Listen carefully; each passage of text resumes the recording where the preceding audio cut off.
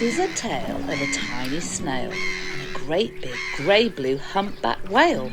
This is a rock as black as soot, and this is a snail with an itchy foot.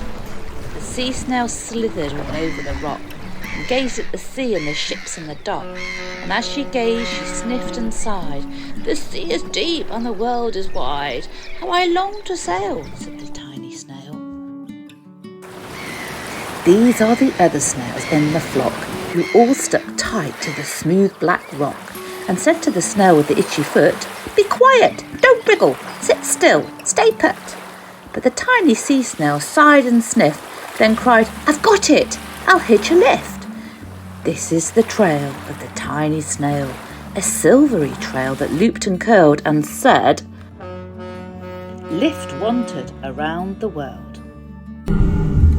This is the whale who came one night when the tide was high and the stars were bright, a humpback whale immensely long, who sang to the snail a wonderful song of shimmering ice and coral caves and shooting stars and enormous waves.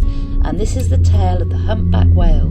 He held it out of the starlit sea and said to the snail, "Come sail with me."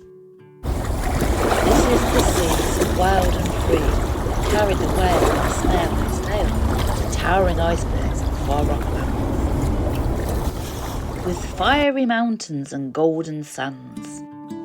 These are the waves that arched and crashed, that foamed and frolicked and sprayed and splashed the tiny snail on the tail of the whale. These are the caves beneath the waves, where stripy fish with feathery fins and sharks with hideous toothy grins swam round the whale and the snail on his tail. This is the sky so vast and high, sometimes sunny and blue and warm, sometimes filled with a thunderstorm, with zigzag lightning flashing and frightening the tiny snail on the tail of the whale. And she gazed at the sky, the sea, the land, the waves and the caves and the golden sand. She gazed and gazed, amazed by it all, and she said to the whale, "I feel so small." But then came the day the whale lost his way. There were speedboats running a race, zigzagging and zooming all over the place, upsetting the whale with their ear-splitting roar, making him swim too close to the shore. This is the tide slipping away, and this is the whale lying beached in a bay. "Quick, off the sand, back to sea," cried the snail. "I can't move on land, I'm too big," moaned the whale. The snail felt helpless and terribly small. Then, "I've got it," she cried, and started to crawl. "I must not fail," said the tiny snail. This is the bell on the school in the bay, ringing the children in from their play. This is the teacher holding her chalk, telling the class, "Sit straight, don't talk." This is the board as black as soot, and this is the snail with the itchy foot. "A snail! A snail!" The teacher turns pale. "Look," says the children, "it's leaving a trail." This is the trail of the tiny snail, a silvery trail saying, "Save the whale."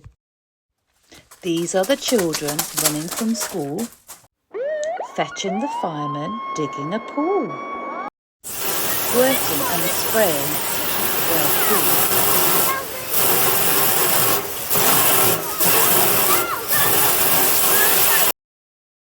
This is the tide coming into the bay, and these are the villagers shouting, "Hooray!" as the whale and the snail travel safely away. Back to the dock and the flock on the rock, who said, "How time's flown, and haven't you grown?" And the whale and the snail told their wonderful tale of shimmering ice and coral caves and shooting stars and enormous waves, and of how the snail, so small and frail, with her looping, curling, silvery trail, saved the life of the humpback whale. Then the humpback whale held out his tail, and on crawled snail after snail after snail. And they sang to the sea as they all set sail on the tail of the grey-blue humpback whale.